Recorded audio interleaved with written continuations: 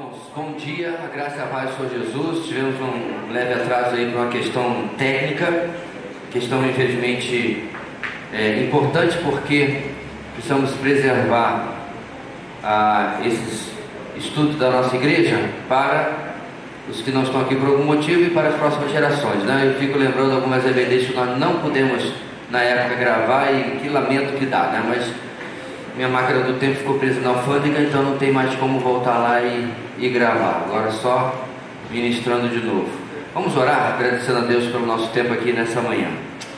Deus Santo querido, nós te agradecemos porque temos o privilégio de nos reunir em liberdade, e nós oramos pelos nossos irmãos que não puderam experimentar a mesma coisa numa manhã de domingo, e pedimos que nós possamos valorizar, aproveitar esse tempo que teremos aqui de manhã.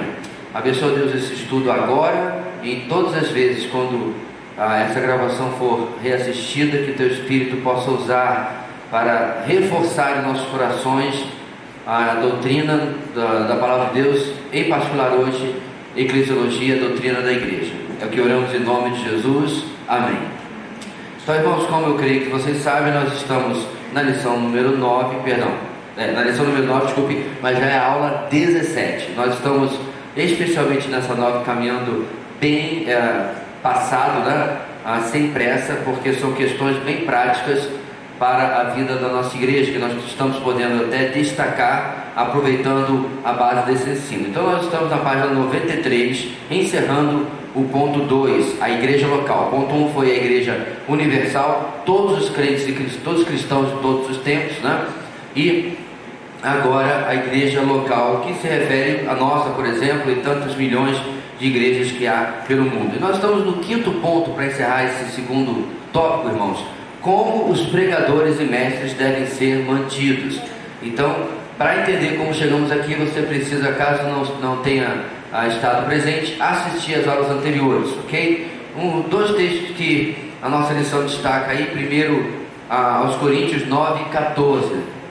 Da mesma forma, o Senhor ordenou àqueles que pregam o Evangelho que vivam do Evangelho. Então, meus irmãos, Paulo, ele, como muitos sabem, ele é aquele que nós usamos para a expressão, que virou uma expressão técnica, fazedor de tenda. O que acontecia com Paulo, irmãos? Paulo cumpriu o seu ministério de maneira, principalmente, não somente itinerante, ou seja, ele viajava pregando o Evangelho, mas ele também se fixava em determinados lugares. A gente viu em Atos que ele ficou um bom tempo na Ásia Menor e dali alcançou treinando as igrejas ao redor, e vocês sabem o resto da história. Mas alguns poucos momentos na vida de Paulo, ele usou da sua profissão, certo? Ele tinha a habilidade de fazer tendas, de fazer barracas, né, em português mais moderno, e essa expressão acabou pegando, vamos chamar assim, né? Ele é o missionário ou pastor fazedor de tendas. Por exemplo, em boa parte dos países que nós já enviamos missionários, como por exemplo batistas, eles não podem chegar lá com um visto de missionário. O que você veio fazer aqui, nesse país 99,9% muçulmano? Eu vim pregar o cristianismo. Negado, dali mesmo volta. Então como é que faz para entrar num país como esse? Ele entra através da sua profissão: médico, sanitarista, por exemplo. Eu tive um amigo que entrou como engenheiro sanitarista, né? Vai cuidar de esgoto, para planejar a tubulação da cidade, etc, etc. Isso faz muito tempo, era algo muito carente naquele país, e através disso ele começou também o trabalho de missão, né? De evangelismo, entende? Na cidade não é diferente. Eu trabalhei como fazedor de tendas durante 95% do meu ministério. Já está um pouquinho menos, a cada ano fica menos. Só alguns anos atrás é que eu passei a tempo integral, à medida que o ministério foi crescendo e ficava difícil coordenar, porque eu tive o estágio que eu era como Julius, né? Você lembra? Eu tinha 3 empregos. Não preciso dizer que não, ali tem 3 empregos. Trabalhava na área de TI, trabalhava como professor de inglês, né? Especialmente de criancinhas, era até uma certa forma um trabalho, uma certa forma terapia, né? Trabalhar com crianças de jardim de infância é muito legal, mas também trabalhava com crianças maiores e até adolescentes. e, obviamente, o trabalho do ministério. O ponto aqui, meus irmãos, é que não há uma regra, certo? Eu já vi tanta gente querendo bater o martelo, pastor que é pastor não trabalha fora, pastor que é pastor trabalha fora.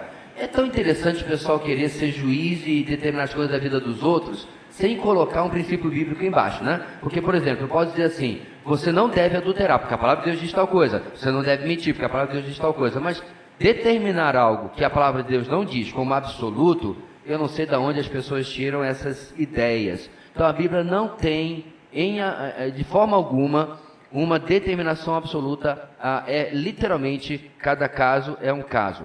Sim, pode haver casos em que a pessoa está fora da vontade de Deus.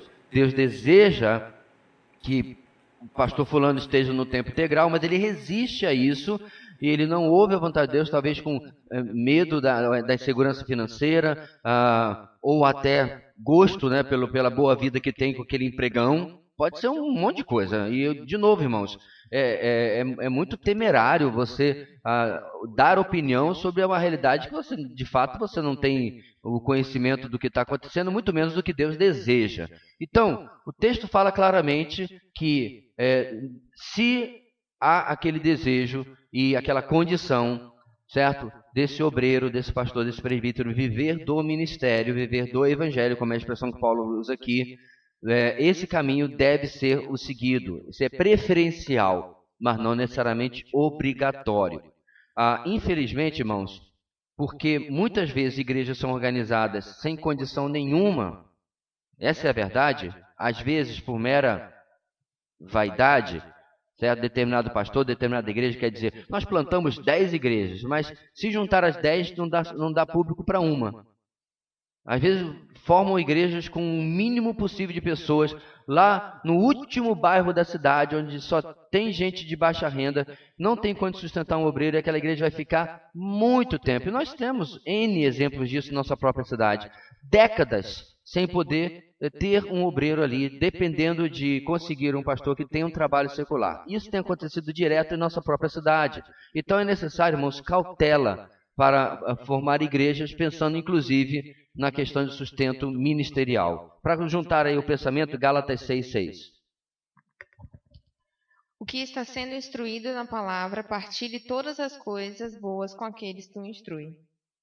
Então Paulo usa, ensinando aos Gálatas que, ele vai falar em outro texto, que aquele que semeia coisas espirituais deve colher coisas materiais. Dinheiro, irmãos, é um negócio muito complicado, especialmente numa época, e eu acredito que isso não era tão frequente na história da igreja, aonde mercenários da fé estejam fazendo ou dando uma má fama à questão pastoral. Eu estava um tempo atrás num determinado sindicato aqui, fui buscar uma papelada lá, e aí eu estou lá esperando a minha vez para ser atendido, assistindo televisão, e aí passa na televisão um desses, né, aí que a gente conhece, dessas igrejas aí. E o camarada estava lá, eu acho que ele era alguma coisa importante no sindicato, começou a botar todo mundo no mesmo balaio, todo pastor é ladrão, todo pastor é isso, é aquilo, e tá, é trambiqueiro, etc, etc. E eu olhando aquilo, eu falei assim, pois bem, o sindicato é ligado a funcionários públicos, né? Eu falei assim, eu acho que todo funcionário público é deitão, é molenga. Falei para provocar, é claro que isso não é verdade. Aí ele, como assim? Eu falei, tem sua atenção? É claro que não é verdade, porque o senhor está falando uma coisa que é uma generalização tão sem sentido. Quantos pastores exatamente o senhor conhece? Além desse que está na televisão que você não conhece. E deixei ele sofrer um pouquinho ali com a falta de lógica dele, depois me apresentei. Muito prazer. Pastor Joverci Ferreira, e esse Santana do ano que está aí fora é meu. Na época eu tinha um carro que era bem mais velho, né, do que o ano que nós estávamos. Eu falei, eis aí a prova cabal de que o que você está falando é uma tremenda besteira. Então, antes de eu falar uma coisa sobre a vida de quem o senhor não conhece, pense melhor. Mas a opinião dele, irmãos, não está isolada. Isso é comuníssimo. Agora, com a prisão de um no Rio de Janeiro, né, e a provável prisão de outra também no Rio de Janeiro. Meu estado está bem na fita, né? A coisa piora. O povo não quer saber se não existe pastora. Está na frente do nome dela. E aí essa narrativa social, certo? Acaba se espalhando. É por isso que várias vezes no trabalho que eu tinha, as pessoas falavam assim, eu soube que você é pastor, mas sou pastor mesmo? Aí eu falei, não sou, por quê? Você não parece. Eu falei, graças a Deus, porque o estereótipo que ele tem, ou a pessoa tem, não é bom. Nem da conduta e nem da forma de se postar, né? Já meio pastor, o cara chega lá de calça de tergal, né? Sandália, aquela sandália, não, eu tenho inclusive, mas não para usar com calça de tergal. Entendeu? Uma pessoa completamente destoada do seu meio, ou então uma pessoa que, já aconteceu também, né? Tem uma atitude arrogante para com a sociedade e assim vai. O ponto aqui, meus irmãos, é que o que nos importa, o que deve nos importar neste assunto, não é o que a sociedade fala, mas aquilo que a palavra de Deus fala, certo? O obreiro é digno do seu salário, são muitos versículos que a gente poderia usar aqui, e a necessidade de dar aos nossos missionários, aos nossos obreiros, tranquilidade para realizar o seu trabalho. Todos nós sabemos, irmãos, que temos que confiar em Deus, isso é claro, mas você já deve ter passado por isso. Não é simples assim quando não há uma condição de cuidar da sua própria família. A maioria dos colegas que eu acompanho ganham a média de um salário mínimo e meio. Essa é a maioria esmagadora, certo? Não é pouquinho não, é a maioria dos pastores.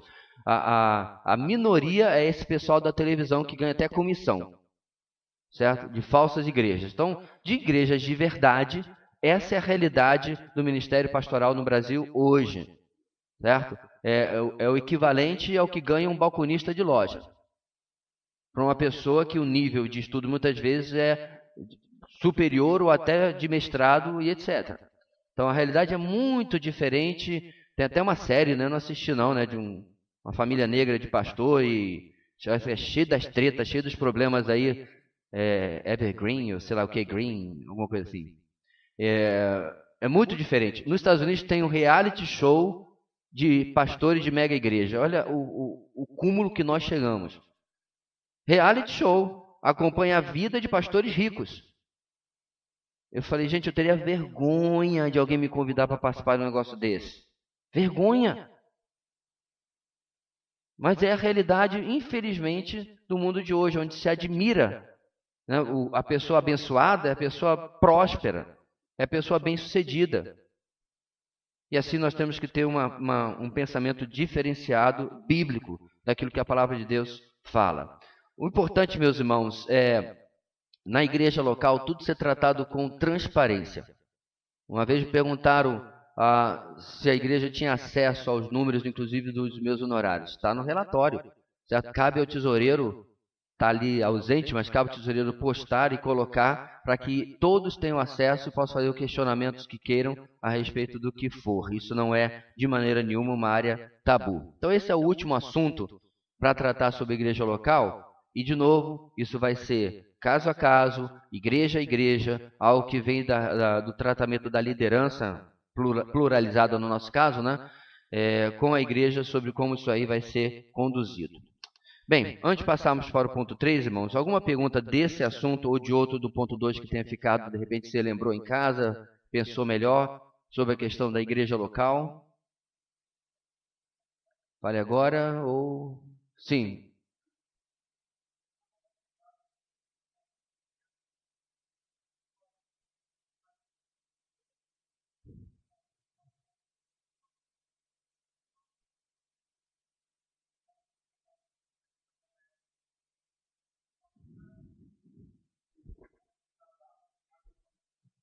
Ok.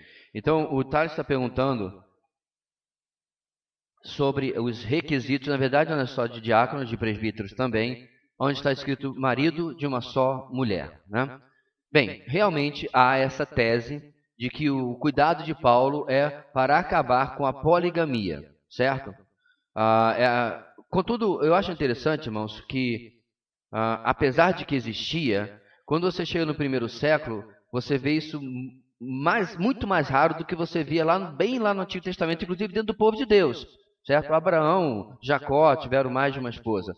E quando chega no Novo Testamento, quantos casos você conhece no Novo Testamento de pessoas, mesmo incrédulas, que tinham mais de uma esposa? Ou Você vê, por exemplo, Paulo em Coríntios capítulo 7, regularizando alguma coisa. Os irmãos que se converteram agora e já chegaram com o seu próprio harém, tem que ter vamos dar um jeito nisso aí. Nada é falado. Então, eu suponho que essa ideia, ela é um tanto exagerada. Você querer que Paulo ia falar uma coisa como essa sobre algo que não era necessariamente uma prática tão comum, ao meu ver. Contudo, eu acredito que Paulo está tratando exatamente da questão de pessoas recasadas. Por quê? Tecnicamente, irmãos, uma pessoa recasada, eu falo isso com muita tranquilidade, porque os irmãos aqui na nossa igreja sabem nossa postura e sabem que ninguém jamais foi discriminado, destratado, mal pastoreado por ser solteiro, casado, divorciado ou qualquer outra situação, né, social. Isso nunca aconteceu e nunca acontecerá. Por isso que a gente tem que ter a maturidade, irmãos, de tratar as coisas como elas são, mesmo que às vezes elas possam resvalar em alguma situação, alguma experiência da nossa vida. Mas tecnicamente uma pessoa recasada, ela é casada com mais de uma pessoa. Ah, pastor, não, o cartório já deu divórcio. O cartório, mas o que a palavra de Deus diz? É claro, irmãos, até que a morte os separe. Então, é uma situação que não vai trazer nenhum tipo de maldição sobre a vida da pessoa, não é isso que eu estou falando, apesar que tem gente que ensina isso. Mas o que acontece, irmãos, não é a questão de valor pessoal. De novo, é a questão de função. E para a função de presbítero ou diácono dentro de uma igreja, essa pessoa estaria desqualificada. Tá? Então, novamente, existem trocentas outras coisas. Eu acho engraçado, irmãos, que teve uma pessoa muito tempo atrás que reclamou da minha postura e disse que ele se sentia um crente de segunda categoria. Mas eu perguntei para ele, mas o irmão tem aspiração ao ministério, o irmão quer ser pastor? Não, pastor, de jeito nenhum. Está reclamando de quê? Então parece que a pessoa quer criar um problema onde não existe. Ela não tinha nenhuma vontade de pastorear, não quer ser presbítero da igreja nem nada, nem diácono, diga-se de passagem, mas estava reclamando da postura. E aí eu perguntei, existem algumas funções da nossa igreja que nós vedamos a pessoas que sejam recasadas. Alguma dessas o irmão deseja? Também não queria. Não, pastor, meu trabalho é mais de bastidores. Então o irmão está reclamando de quê? É aquela coisa, né? Já que não tem um problema, vamos criar. Então, eu entendo que o texto não está falando de poligamia. É a postura de muita gente boa. Se não me engano, até de Augusto Nicodemos, parece. Mas discordo do tio Nico. Frontalmente, eu acho que é dar um jeitinho no texto. O texto está falando exatamente de pessoas que ainda estão vinculadas de alguma maneira a um relacionamento anterior. Cabe tanto para presbítero quanto para diáconos. Okay? A ideia por trás disso, irmãos, é que aquela família, apesar de imperfeita e cheia de problemas, com certeza, né, nenhuma pessoa além do Senhor Jesus é perfeita, ela pudesse ser o modelo, né, do núcleo familiar que o Senhor instituiu desde o Jardim do Éden. E pudesse isso ser olhado pela igreja, dizendo assim, olha, os irmãos aí têm lutas, têm dificuldades, mas esse modelo está sendo guardado, está sendo permanecido, ok? Eu quero encerrar novamente reafirmando. Nesta igreja, nunca jamais alguém será olhado de maneira discriminativa, independente do seu estado social. Chega aqui um solteirão, uma solteirana de 80 anos. Escolha da pessoa. Ou uma pessoa que veio do 30º casamento. Conheça a história. Ministre graça. Não há julgamento em cima dessa situação. Você pode dizer, olha, mas isso não é a melhor trajetória, a melhor escolha da vida, porque eu nunca conheci uma pessoa dizer assim, estou feliz da vida, estou comemorando meu 10º casamento. Sou uma pessoa tão realizada, isso não existe. Uma pessoa que gostaria de ter tido outra história para a sua vida. Tá? Então, a separação, irmãos, o George deixa marcas, que ninguém gosta de passar por elas. Muitas vezes foram situações humanamente incontornáveis. Eu não estou justificando, estou dizendo que você precisa conhecer por que a pessoa passou por isso. A mesma situação, irmão, se aplica a qualquer pecado. O pecado ele pode ser biblicamente condenado, mas você não precisa esmagar a pessoa. São situações diferentes, onde você vai buscar ajudar a pessoa, ministrar graça, conduzir a pessoa, enquanto você diz, isso aí não deve continuar na sua vida. Isso tem que acabar. Certo? As duas coisas podem e devem andar juntas. Ok? Podemos seguir? Joia. Número 3, irmãos. Romanos, né? Vamos para falar sobre a palavrinha comunhão. Boa e velha koinonia. O texto inicial diz: a Bíblia emprega o termo grego koinonia para descrever a comunhão dentro do corpo de Cristo. Esta palavra significa participação com outros num propósito comum. O equivalente latim é comunion, já ia ler em outra língua, comunion, apontando a comunhão que é compartilhada com outros crentes e com Deus. Reparem, meus irmãos, que essa definição prova que comunhão, no nosso caso, obviamente, está se referindo a coisas cristãs, bíblicas, espirituais, etc., mas não é uma palavra necessariamente apenas cristã. Você pode dizer que você tem comunhão com os amigos do futebol em um propósito comum, se reunir toda terça-feira à noite, de 9 às 10 e jogar futebol. Certo? Você tem propósitos comuns que não são tão nobres e tão elevados assim. Certo? Pessoas, inclusive, podem dizer, nós estamos numa comunhão, num propósito comum para combater a pandemia e assim por diante. No nosso caso, ela vai descrever algo mais profundo. Por quê? Porque essa comunhão aqui, ela não vai sair apenas desse propósito, mas da ação espiritual, a ação que o Espírito Santo tem em nossas vidas. Então, obviamente, é algo mais profundo. Letra A, unidade dentro da igreja. Qual o desejo de Deus para cada igreja local? 1 Coríntios 1:10. Irmãos, em nome de nosso Senhor Jesus Cristo, suplico a todos vocês que concordem uns com os outros no que falam, para que não haja divisões entre vocês. Antes, que todos estejam unidos num só pensamento e num só parecer. Irmãos, de novo, nós poucos aqui, né, que temos mais tempo de caminhada, nós já vimos cada coisa. Já teve igreja, irmãos, que teve que ser chamada a polícia. Você acredita na coisa dessa? Assembleia, reunião de membros, e teve que ser chamada a polícia.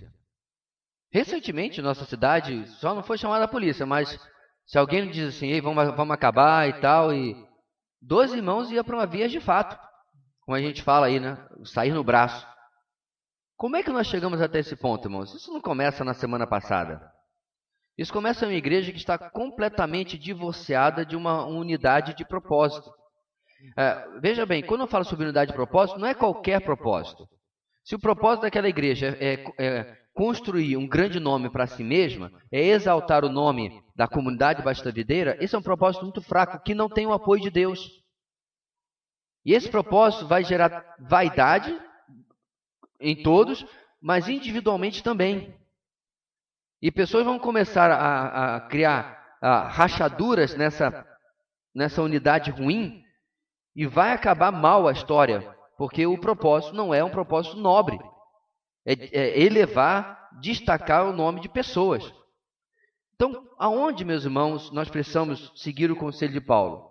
Buscando o que a palavra de Deus deseja para ser o foco de uma igreja local. Um deles é a unidade doutrinária. Muitas igrejas são tão abertas que as pessoas podem acreditar no que quiser. Não necessariamente heresias. Eu vou chamar algumas posições diferentes daquelas que nós defendemos de erros doutrinários, mas não necessariamente heresia. Então, dentro daquela mesma igreja, o irmão que crê nisso, o irmão que crê naquilo, e vai se puxando para um lado e para o outro. Em grande parte, irmãos, e eu vou chamar a responsabilidade, eu acredito essa distorção à pessoa do pastor e da liderança, que deixa correr, que deixa a coisa se acostumar a ser daquela maneira. Então, eu já convivi com igrejas onde pessoas que pensavam de forma distante do pastor e até da própria denominação eram permitidos cargos, funções de influência dentro da igreja.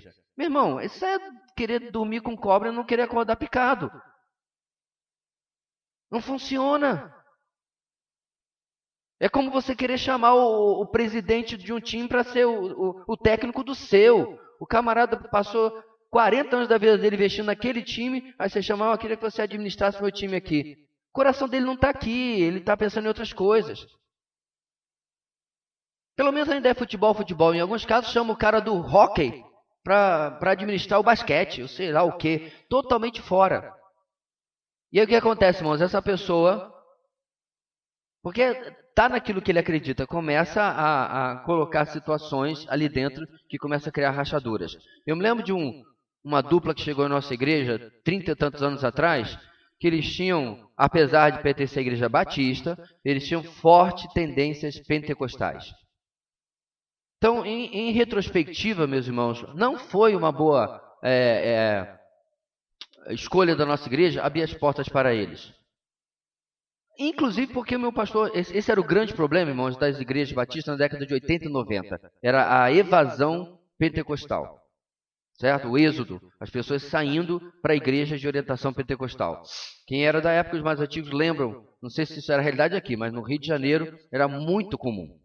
Não é tanto hoje, acho que isso acontece muito, muito menos hoje, porque o encantamento, né, do ouro, do falso ouro, daquilo que a doutrina pentecostal oferece, já se revelou, especialmente quando ela descambou para o neopentecostalismo. Não tem como eles negarem. O neopentecostalismo é um subproduto de igrejas pentecostais mal doutrinadas. E aí acaba nisso daí, certo? Pode pesquisar. Todas as igrejas neopentecostais que eu conheço saíram de matrizes pentecostais. Por mais sérias que essas pentecostais tenham tentado ser no passado. O fato é, meus irmãos, que nós já convivíamos com isso e pastor e outras pessoas na igreja deram boas-vindas a esses irmãos no nosso meio. Eu cheguei a participar de algumas reuniões que eles estavam presentes e tudo mais, e eu era muito novo na época, era um adolescente, e isso teve um impacto na minha forma de enxergar a vida cristã naquela época. Coisas que com o tempo foram corrigidas pela palavra. Mas, para pensar, e naqueles que isso não foi corrigido pela palavra? Eles incentivavam por demais revelações e sonhos, e como isso fosse o foco da vida cristã, o foco da experiência cristã. Se você não está passando por isso, você ainda não experimentou realmente o que é, né, o sobrenatural de Deus, ou enfim. Alguns já sabem como é que o discurso vai. E isso chama atenção. Se você, meus irmãos, deixa isso florescer dentro de uma igreja local que está na contramão do que a gente acredita, do que a gente zela, isso vai trazer dano. Isso vai trazer prejuízo.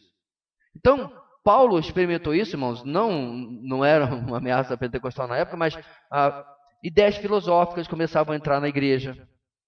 Ideias judaizantes, né, voltavam à tona na igreja. Gálatas, por exemplo, isso acontece. Então, era importante que a igreja estivesse conhecedora da palavra e atenta para dizer: isso aí não é evangelho, isso aí não é a sã doutrina. Detectar falsos mestres no seu meio. E poder fechar as casas, porque era onde as igrejas se reuniam, certo? Fechar, não, meu irmão. Inclusive, o irmão pode até participar, mas falar aqui não vai falar, não. Porque o ensino é danoso para o conhecimento da sã doutrina. Nós temos que lembrar, irmãos, é uma expressão que eu explorei ontem na exposição de 1 de Pedro, que se aos presbíteros, os anciãos, né, os mais velhos na fé, tem uma função, é proteger os jovens, os neos, essa é a palavra grega usada ali, os mais novos na fé. É dizer, olha, cuidado com isso daí. Irmãos, eu posso passar por chato, a pessoa pode dizer, rapaz, ele gosta de se meter na vida dos outros, mas se eu vejo um irmão em erro, eu aviso. Pessoalmente, rede social, pombo correio, sinal de fumaça, eu não estou nem aí. Você me quer no seu ciclo de amizade, eu não vou ver você, e para usar a metáfora que eu usei ontem, tropeçando numa linha ligada a uma granada e dizer, vai com fé, vai que o problema é teu. Eu não vou. E já perdi, não amizades, mas contatos de pessoas que falam, não quero mais camarada não.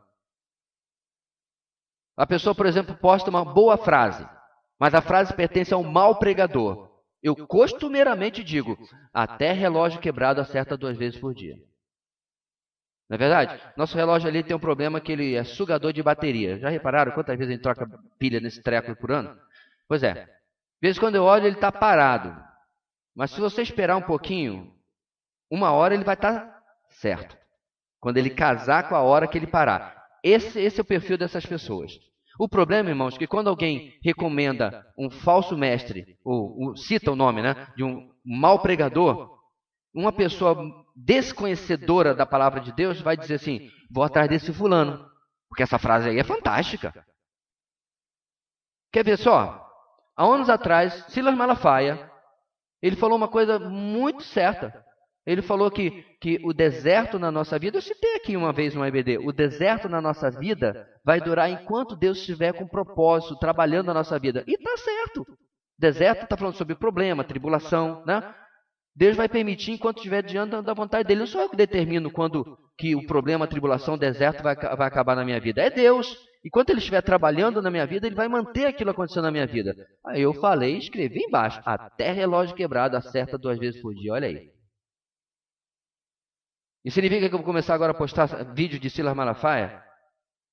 Há um tempo atrás eu postei uma foto de um senhor de idade, que ele falou sobre a questão do namoro recreativo.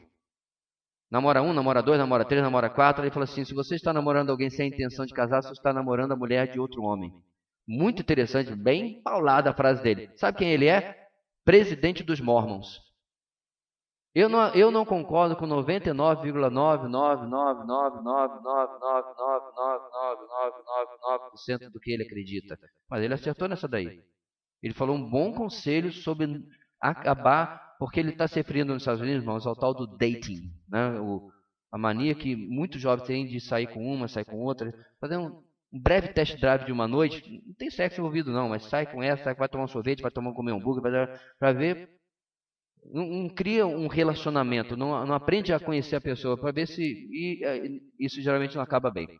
O ponto aqui, meus irmãos, é que eu citei, foi o meu post, e coloquei embaixo quem ele era e disse claramente, eu não concordo com o que esse camarada, o mormonismo é uma tremenda de uma heresia.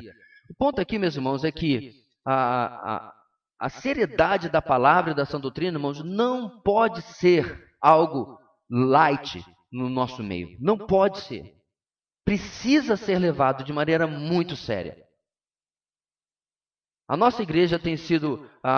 ou temos perseguido, né, ser uma igreja com uma forte e definida identidade teológica. Nós não temos no nosso site ainda uma declaração de fé, mas não é algo que seria tão difícil assim de formular. E boa parte dos irmãos poderiam fazer isso. Talvez não fariam com um texto tão profundo como outros, verdade. Mas vocês têm ouvido vez após vez exatamente aquilo que nós acreditamos, tanto em termos de doutrina, quanto de praxis, de prática.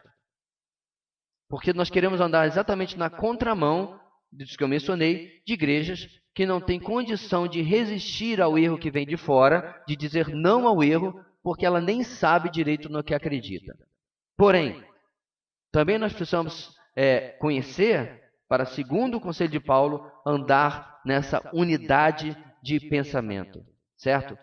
Caso contrário, irmãos, a comunhão é igualzinho piquenique só. Não é verdadeira comunhão, porque a verdadeira comunhão vai incluir também o nosso entendimento da palavra de Deus. Ainda nesse tema, Efésios 4, 2 e 3. Sejam completamente humildes e dóceis, e sejam pacientes, suportando uns aos outros com amor. Façam todo esforço para conservar a unidade do Espírito pelo vínculo da paz. Ok. Leve seu microfone ali para o Tiago, porque fica difícil a gente não gravar. Mas vamos lá. O que promoverá a unidade, irmãos? Nesse texto.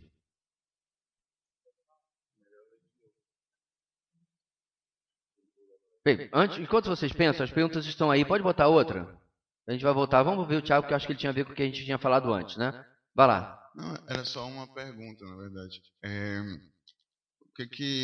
Como é que a gente fica em relação a questões interdenominacionais? Assim, por exemplo, vou dar um exemplo aqui, né? A ABU ou outros projetos interdenominacionais, que se ali existe uma verdadeira comunhão, mesmo pessoas pensando de forma diferente, de igrejas que vêm de origem diferente, doutrinas diferentes, ou não poderia ser considerado uma comunhão ali dentro, por não ter um consenso real de pensamento igual mesmo.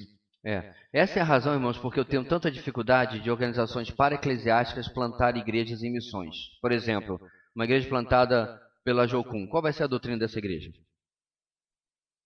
Uma igreja plantada por... Entende? Não é uma denominação, não é um grupo com identidade teológica ou doutrinária. Qual vai ser a doutrina daquela igreja local? Até mesmo da Meva. A Meva plantou uma igreja. Qual vai ser a doutrina dessa igreja?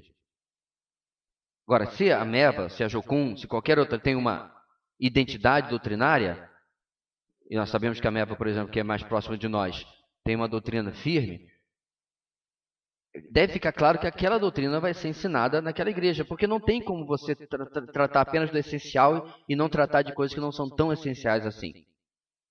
Por exemplo, forma de batismo, vai ter que entrar no ensino daquela igreja local. Então, um pouco complicado isso daí. Quanto a nós, eu participei de muitas organizações, a gente chama de organizações para-eclesiásticas, ou seja, estão ao lado da igreja. Nunca devem ocupar o lugar da igreja. Se essa organização compete com a igreja ou tira você da sua igreja local, ela não é uma boa organização. E eu aprendi isso, inclusive, com o meu pastor. Ele sabia, eu tinha uma banda, que não deixa de ser uma organização para-eclesiástica, né, fora da igreja. A gente tocava muitas igrejas e lugares, e ele colocou certo limite, porque chegava às vezes o mês de eu não aparecer na igreja. E aí chegamos em um acordo em que eu ia ser liberado para um domingo por mês. Por que adianta você ser membro de uma igreja e não aparecer lá? Porque está tocando aí pelo mundo evangélico. O ponto, meus irmãos, quando eu participava dessas organizações, era saber até que ponto, certo? Até o limite que eu podia discordar deles. Então vamos lá. Se essa organização, que não é o caso da ABU que você mencionou, começa a aceitar espírita, eu já não vou participar dessa organização.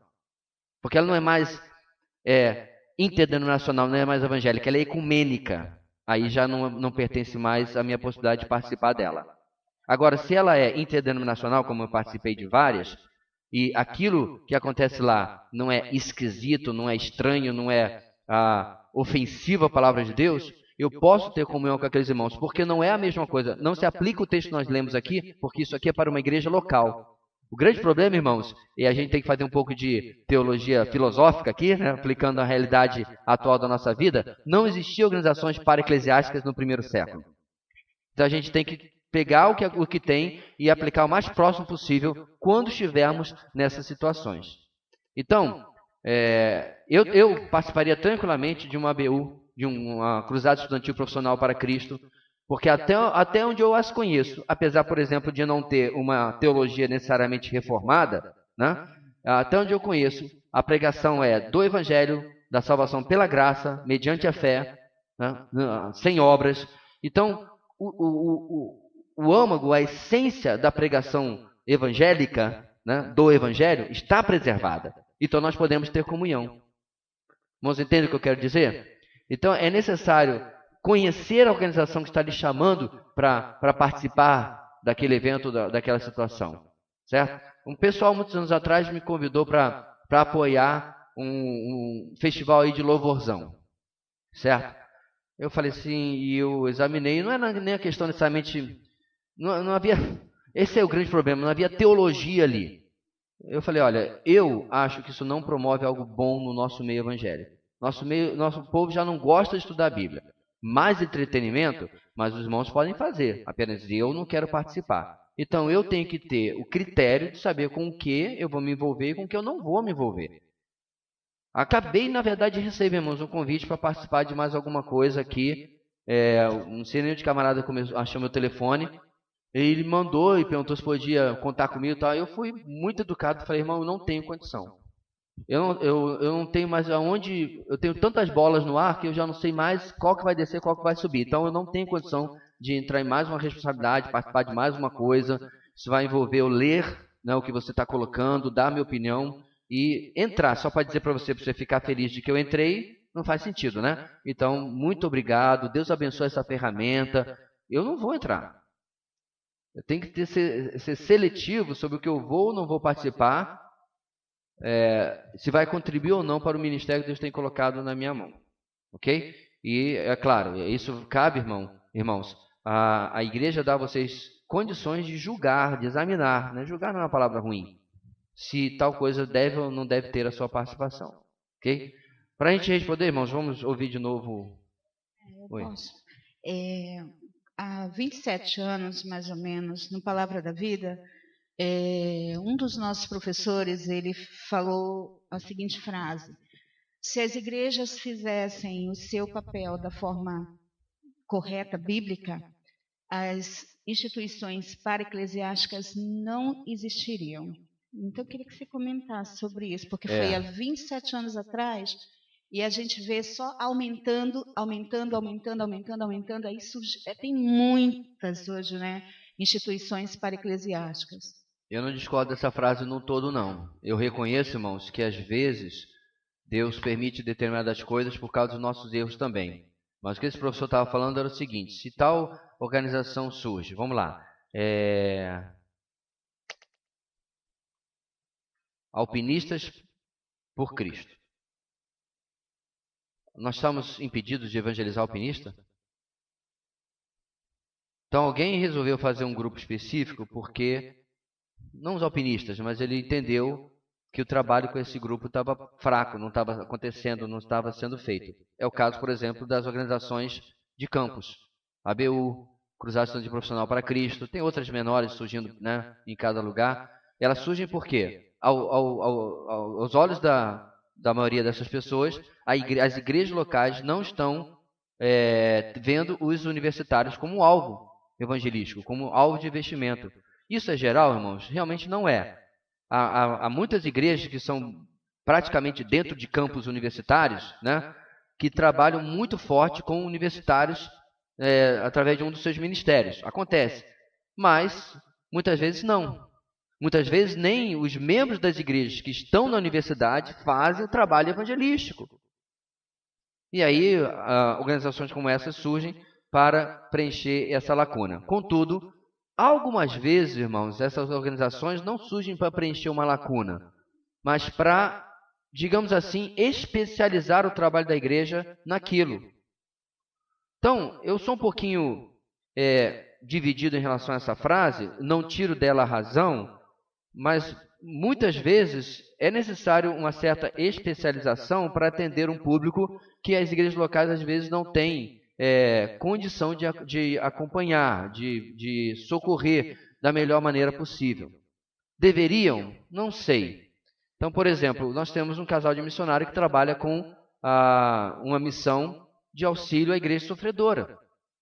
Irmãos, né, que estão fugindo de perseguição, eles acolhem, especialmente está uma grande fuga para a Europa, eles acolhem e dão todo o suporte e tudo mais, e assim por diante. Eu, às vezes, tenho dúvida de que uma igreja local teria a expertise, né, o conhecimento de leis internacionais, por exemplo. Já pensou se cada igreja local tivesse que contratar um advogado de leis internacionais para poder ajudar esse irmão sobre como é que funciona a imigração dele ou deixa de funcionar? Seria um pouquinho difícil. É aí, meus irmãos, que a gente justifica, por exemplo, a existência da nossa própria Junta de Missões Mundiais. Ela não deixa de ser uma organização para-eclesiástica. Só porque pertence à convenção, não é uma organização da nossa igreja. Ela é ao lado da igreja. Então, eu já citei de inúmeros casos, inúmeras vezes, desculpe, o caso da missionária que se envolveu num acidente grave no norte da África, e se não fosse o suporte da nossa junta, ela teria morrido. O país não tinha condição de socorrê-la, certo? Mas no plano de saúde internacional que ela estava incluída, ela foi colocada numa UTI aérea e foi transportada para Paris. Quantas vezes você pode ver uma igreja local que tinha condição de cuidar disso tudo?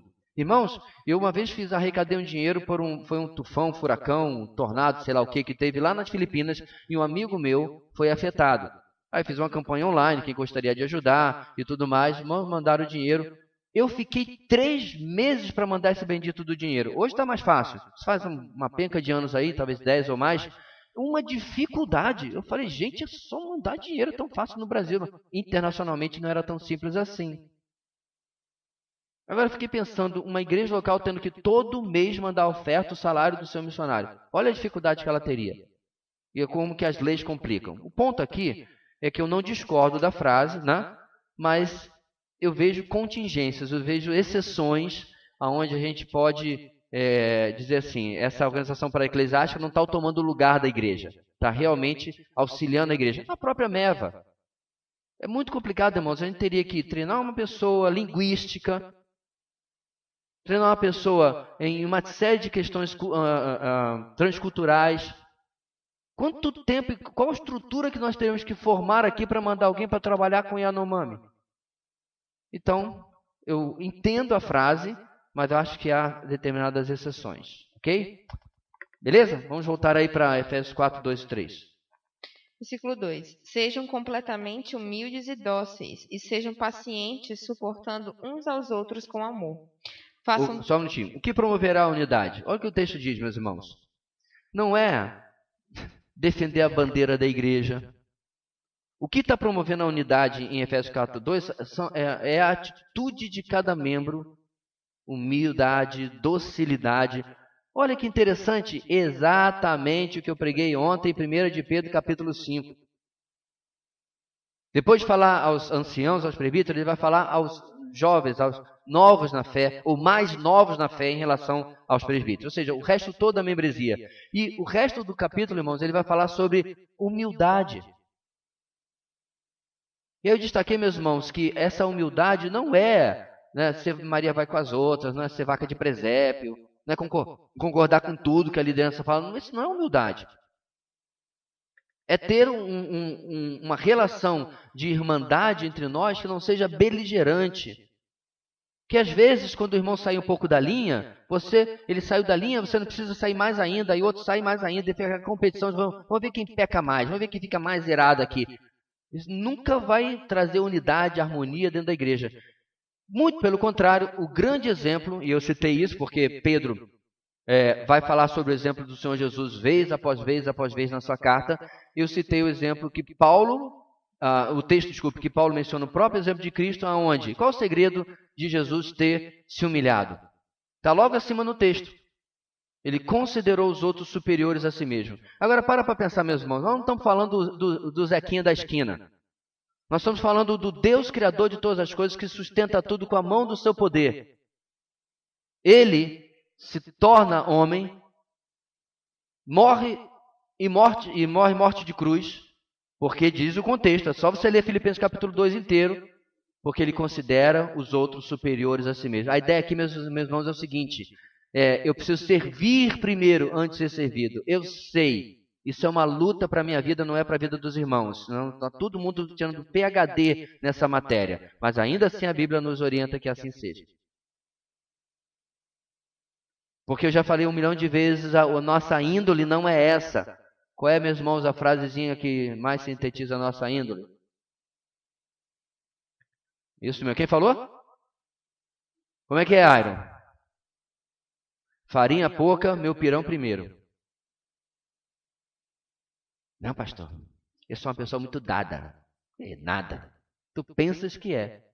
É que ainda não chegou naquela tua área de estimação. É muito fácil, meus irmãos. É muito fácil para mim compartilhar um kiwi. Botar um kiwi na minha frente, certo? O negócio é meio nojentinho. Tem pelo. E alguém diz assim, dá um pedaço do seu kiwi, aí eu corto uma fatia bem pequena, dou todo para a pessoa e fico com a fatia pequena, porque vai que, de repente, a minha mulher está me obrigando a comer porque o médico falou que eu estou precisando para a minha saúde, mas estou comendo kiwi, mas eu compartilhei, porque eu sou muito dado.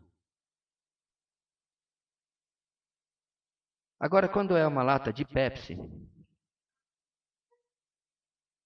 é provável que eu compre outra para ti. Chocolate meio amargo. Por que as pessoas têm que pedir pedaço de chocolate meio amargo? Devia ter uma lei contra isso. É capaz, inclusive, de eu tentar procurar um artigo mostrando quais são todos os malefícios do chocolate meio amargo e dá para você, para ver se você se demove dessa ideia. Tá vendo só? A gente não é tão dado assim. A gente quer ver só? Faz uma lista das tarefas domésticas que você não gosta de fazer. E entrega para a pessoa que distribui as tarefas domésticas na sua casa. Entendeu o que eu estou falando? Vamos supor que você goste de... Por exemplo, você gosta de lavar louça, mas você não gosta de guardar. Eu não entendo por que tem que guardar a louça. A gente vai usar de novo. Eu não entendo por que tem que secar a louça. Mas a gente vive em Roraima. O calor já seca. Para que eu vou secar a louça? Pano de prato não é para isso. Aqui. É lá no sul, né? Onde é, enfim. Mas faz uma lista daquilo que você não gosta de fazer. Diz, essa semana eu vou fazer só aquilo que eu não gosto de fazer. Depois você me conta como é que você se sentiu. Ai, fiquei tão grato. Ficou nada. Foi um sacrifício fazer aquilo que você não gosta de fazer. É como dia de perna na academia, ninguém quer ir. Você finge que não quer estar doente. O ponto aqui, meus irmãos, é que essa unidade vai sempre necessitar de serviço. Eu vejo a necessidade, eu preencho a necessidade. Foi colocado no nosso grupo essa semana sobre a questão de a gente perceber os outros. E foi bem acentuado, bem apontado que essa falta de percepção dos outros não tem nada a ver com máscara e com pandemia. Porque esse assunto já foi recorrente. E eu concordo com os irmãos que colocaram lá, a irmã inicial e os outros também. Irmãos, sabe, a declaração de fé de Londres pode estar toda decorada aqui, os cânones de Dort todo decorado, está tudo... E eu não estou dizendo que isso seja ruim. É muito melhor do que uma igreja que vive sem doutrina, sem dúvida nenhuma. Mas eu vou repetir, irmãos, nós falamos essas 2 semanas, inclusive, isso no nosso grupo de vida. Nós estamos vivendo uma situação, irmãos, da palavra do Senhor Jesus, a quem muito é dado, a muito é requerido. E é requerido de nós esse cuidado uns com os outros. Nós vamos ter uma entrada, já estão participando, mas uma entrada na membresia da nossa igreja de 25 pessoas agora, pelo batismo e pela transferência. Então, quer um projeto bom, meu irmão? Sai da tua patotinha. Eu não vou usar panelinha não, mas porque eu não acho que a gente tenha panelinha, é uma coisa diferente, pelo menos na minha terra, né? Mas a sua patotinha, o pessoal que você gosta de andar, sai da tua patotinha e vai conhecer aquele irmão novo que está chegando, aquele casal novo que está chegando, né? Chama para comer uma terra, um açaí, uma coisa assim, enfim. Chama para comer alguma coisa, chama para tomar um copo da Caer que seja. Convida para almoçar na tua casa. Pastor, o senhor está quebrando as regras do isolamento social. Pois não é de hoje. Então, sai do teu núcleo que você gosta de novo. Não sabe por quê? O novo, a gente fica assim, mas será que vai dar certo? Será que vai ser bom? Porque o costumeiro, a gente já sabe dos defeitos do irmão. Ele já sabe dos nossos, a gente já está acostumado a se aguentar. Né? Tipo assim, não vamos trocar esse pastor não, porque isso aí é chato, mas a gente já sabe da chatice dele. Vamos ficar com esse aí mesmo. Espero. Vai que pega um outro e ele é pior ainda. Né? É melhor ficar com o problema que a gente conhece. E a gente faz isso com os nossos relacionamentos. E as pessoas estão chegando, você não sabe como ela é. Vai que ela é uma pessoa esquisita, tipo assim, vegetariano, alguma coisa assim. Né? Aí você chama na sua casa, recebe a pessoa com uma picanha, a pessoa, eu não como carne.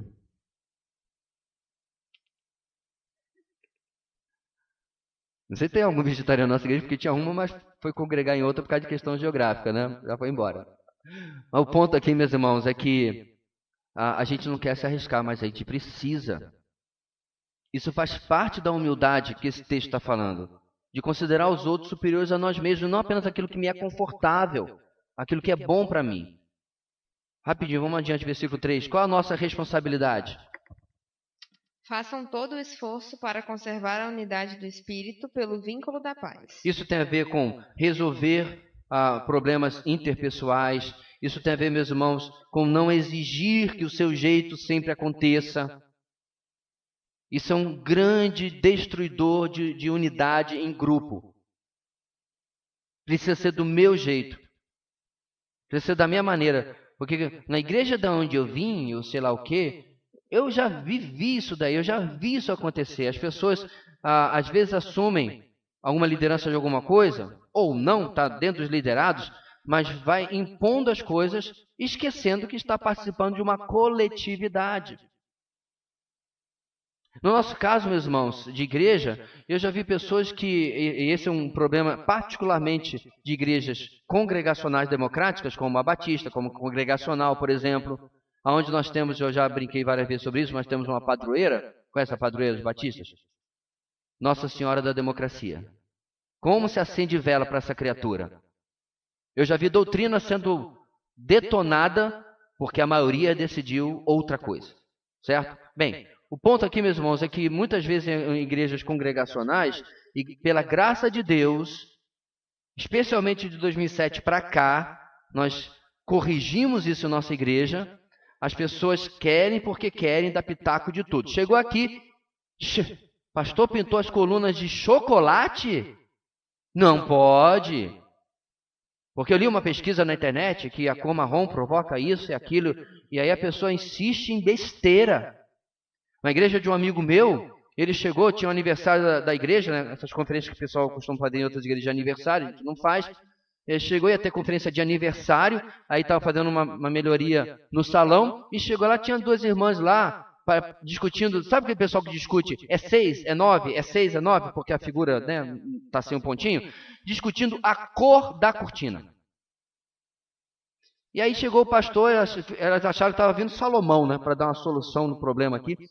Aí falou assim, pastor, nós estamos aqui, nós não conseguimos um acordo sobre a cor da cortina e tal. E o pastor realmente, amigo meu, ele deu uma de Salomão. Irmãs, a decisão é a seguinte, ou vocês entram no acordo ou não vai ter cortina nenhuma. Perfeito! Eu queria ter tido essa ideia. Vai ficar a parede, e a parede atrás era feia. Estava de trabalho que não dava tempo para fazer. A cortina estava para esconder a feiura, descascado, filtração, pedaço de massa corrida, então é para esconder. Aí as irmãs rapidinho acharam uma solução, pediram a opinião de outras pessoas, sem dizer de quem era a escolha, né? De uma queria, sei lá, preto, outra queria roxo, sei lá. E aí outras pessoas falaram, alguém ganhou. E elas se acomodaram. Mas precisou alguém chegar e precisava disso. Mas é uma mania, às vezes, meus irmãos, de ter opinião sobre coisas mínimas. Como é que nós mudamos isso? Nós confiamos a um grupo pluralizado também. Não existe decisões monocráticas, né? Há um grupo pluralizado, onde eles tomam as decisões do dia a dia da igreja, das coisas mais práticas, certo? Se vamos fazer isso ou não vamos fazer isso, se vamos investir nessa área de tecnológica ou não, ou naquela área de ensino, para poder a coisa andar. Porque eu não estou brincando, irmãos, tem igreja que vota até se vai comprar um amplificador, se não vai comprar um amplificador. Enquanto isso, o pastor vai falando no gogó, porque a igreja ainda não decidiu se vai comprar ou não vai comprar aquilo lá. Eu vi com esses olhos que a terra há de comer. A discussão inútil e infindável de 40 minutos se ia fazer isso ou não ia fazer. Esse é um exemplo que eu poderia dar. Mas por que, irmãos? Não estamos focando naquilo que realmente traz unidade no nosso meio. Não estamos tendo a responsabilidade de fazer o que a palavra de Deus está falando. Eu estou falando nós aqui, igrejas em geral, né? Aquilo que realmente traz unidade na igreja local. Pastor, mas eu já passei por igrejas que tinham grande harmonia. É verdade. Muitas vezes, irmãos, essa harmonia vem das pessoas se voltarem de novo atrás da bandeira de uma igreja local. Irmãos, esse não é o nosso objetivo. Deixa eu mostrar a vocês o seguinte. Vamos supor que, por algum motivo, nós tivéssemos que nos unir a uma outra igreja. Tá? Vem uma igreja, vamos supor uma igreja que passou por uma dificuldade, os irmãos foram embora, estão lá com um prédio de 500 lugares, e tem 15 pessoas. Aí eles vêm aqui e falam assim, irmãos, eu quero fazer uma proposta para nos unirmos e debaixo da liderança da igreja de vocês, porque nós estamos sem liderança. E a proposta é só essa, a gente entra com patrimônio, vocês entram com os membros, e aí a gente cria um novo nome. Se a congregação concordar, a equipe ministerial concordar, irmãos, eu não tenho problema nenhum de abrir mão daquelas 3 palavrinhas ali. Ou a gente vive de história, ou a gente vive do que realmente importa. Pastor, mas você acha que eu estou exagerando, irmãos? Eu já tive N casos de igrejas que quase racharam, porque ia derrubar o prédio que foi construído pelo pastor fulano, lá em 1800 e sei lá quando. A igreja não cabe mais, está tomada de gente que querem fazer um prédio maior, mas não pode mexer nesse prédio, ou não pode mudar esse nome, ou não pode fazer outra coisa. Teve uma igreja que mudou de bairro, mas queriam manter o nome antigo. É tipo assim, a Igreja Batista do Centenário. Onde está localizada? No Pricumã. Mas tem que ser, vão manter. Se não fosse um nome bíblico, alguma coisa assim, pudesse disfarçar, né? Mas não era. O ponto aqui, meus irmãos, é que tem uma frase de um teólogo chamado Pelikan, que é o seguinte: o problema não é a tradição é bom, o problema é o tradicionalismo. E a frase dele é a seguinte: a tradição é a fé viva dos que já morreram. O tradicionalismo é a fé morta dos que ainda vivem. É que se apegam a coisas sem sentido. Coisas que são coisas, mas acabam perdendo de perspectiva o que é mais importante, que é a doutrina da palavra de Deus. Bem, ainda sobre unidade na igreja, mas agora o ponto 3, novo texto aí, Filipenses 2, de 1 a 4. Se por estarmos em Cristo nós temos alguma motivação, alguma exortação de amor, alguma comunhão no Espírito, alguma profunda afeição e compaixão, completem a minha alegria tendo o mesmo modo de pensar, o mesmo amor, um só Espírito e uma só atitude. Nada façam por ambição egoísta ou por vaidade, mas humildemente considerem os outros superiores a vocês mesmos. Cada um cuide não somente dos seus interesses, mas também dos interesses dos outros. Já antecipei a resposta, né? Qual é a chave de se manter a unidade dentro do corpo de Cristo, irmãos? Versículo 3, está ali a dica. Qual é? Essa bendita dessas marchas. Fala mais alto, irmão. Como é difícil. Porque assim, irmãos, pensa num irmão aqui na nossa igreja que seja um docinho. Seja agradável, ou irmã, é claro, né? Seja agradável, seja... Nossa! Dá vontade de embrulhar e levar para casa. Esse é fácil você servir. Se alguém coloca lá no grupo, vamos orar pelo irmão Sinfrônio, que é esse docinho, né? O irmão Sinfrônio. Vamos orar pelo irmão Sinfrônio. Porque o irmão Sinfrônio está sempre ajudando, está sempre perguntando sobre a gente, sempre interessado. A questão, meus irmãos, é que o versículo não é só para o irmão Sinfrônio. O versículo também é para o irmão carne de pescoço. Para aquele que é de difícil convivência. Para aquele que nunca está nem aí para ninguém. E ainda assim a palavra de Deus diz que eu devo considerá-lo superior a mim mesmo e servi-lo. Então você veja, meus irmãos, não é... A resposta em si não é complicada. Ela é meio óbvia no texto bíblico. E como é que eu faço isso na prática? Não vai dar para ser exaustivo aqui, irmãos, mas principalmente vendo a necessidade individual ou corporativa da igreja e preenchendo aquela necessidade. Sabe, irmãos, às vezes a gente coloca determinadas oportunidades de servir, né? Hoje com aplicativo de mensagem instantânea, a gente usa muito isso, mas na minha época tinha que esperar o domingo, né, para ouvir os avisos, quando eu era mais novo. Mas hoje não, a gente coloca lá, irmãos, nós temos opção de ajuda em tal coisa. Eu penso que o que passa na cabeça das pessoas é: quais as razões eu posso ter para não aceitar isso? Porque a gente luta para preencher determinada vaga. E eu me lembro que o Serjão, os irmãos devem conhecê-lo, e quem não conhece, conhece a esposa, né, que é a Márcia, já esteve aqui falando com as mulheres. O Serjão, quando eu estava no seminário, ele é meu contemporâneo de seminário, e ele falou uma coisa muito interessante depois que ele voltou de um estágio, um trabalho de campo missionário, né? Ele falou uma coisa que eu nunca esqueci. Sabe aquelas frases que ficam marcadas com ferro na sua memória? Não existe desemprego na obra de Deus. O que existe é gente que escolhe.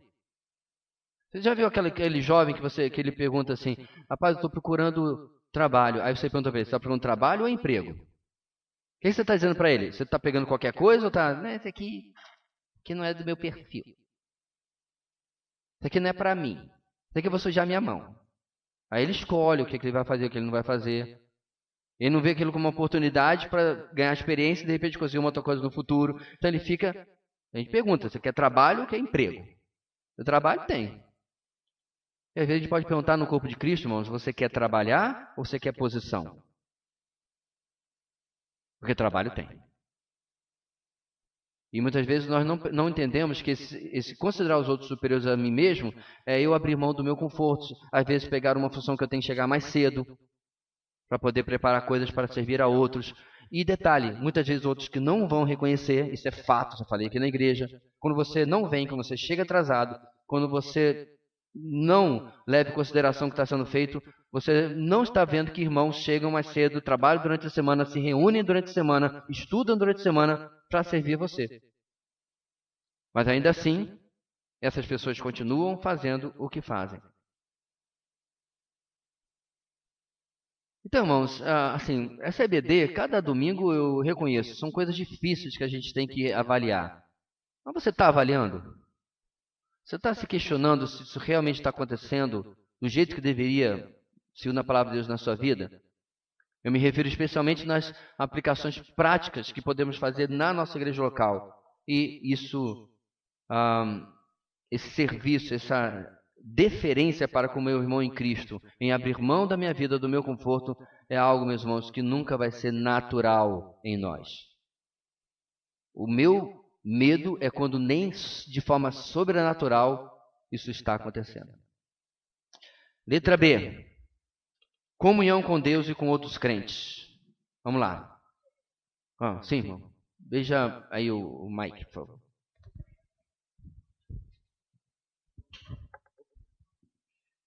Ainda com relação a essa questão da unidade, no versículo que já passou, de Efésios 3, quando chama de unidade do Espírito, é muito interessante aparecer na mesma frase esforço, né, e a diligência dos membros em promover a unidade que é do Espírito. E ali parece, a meu ver, que tem ali aquela chave preciosa que junta, né, a responsabilidade humana com a ação do poder do Espírito de Deus para promover a unidade no corpo de Cristo. Só pode falar um pouco sobre isso? É a ideia de que arrume a casa que Deus entra.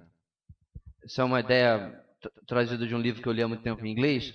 A ideia, meus irmãos, é que você precisa ter a sua vida em ordem para que determinadas ações de Deus possam acontecer. Veja bem, isso aqui não é mérito, não é isso que eu estou dizendo. É que se eu me recuso a fazer a minha parte, o juízo de Deus é ele se recusar a fazer a parte dele. A minha parte é obediência, é santidade. Quer ver só? Aquele que desvia o seu ouvido de obedecer à lei, até a sua oração será abominável. Então qual é a minha parte para que a minha oração seja... Veja bem, não é Deus fazer o que eu quero, é Deus ouvir a minha oração. É eu ser obediente. O ouvido do Senhor não está tampado para que eu não possa ouvir, mas os seus pecados, nem os seus olhos, não se conhece o versículo de Isaías, né? Mas os seus pecados fazem separação entre vocês e o seu Deus. De novo, a casa está bagunçada, há empecilhos. Deus diz, eu vou recolher a minha mão. Então, meus irmãos, a unidade da igreja ela é sobrenatural. E ela vai se apoiar na base de ações, entre aspas, naturais, nossas, eu quero dizer, que nós vamos ter no nosso meio. Então, o Espírito não trabalha na confusão, não trabalha na bagunça. Então, uma igreja que não possui identidade doutrinária, não há ensino da palavra, se a comunhão e a unidade é promovida com apenas passeios, churrascos, piquenique, festa, louvorzão, o Espírito não tem matéria-prima para trabalhar naquela igreja. O mais engraçado, irmãos, aqui para ser sincero, é que às vezes, na aparência, a gente vê mais unidade, não é verdadeira unidade, é animação. Nós vemos mais gente motivada e tudo mais, em igrejas que não estão recebendo essa base da contrapartida do ser humano, de uma boa doutrina, de um serviço e tudo mais. Eu não estou dizendo que seja bom.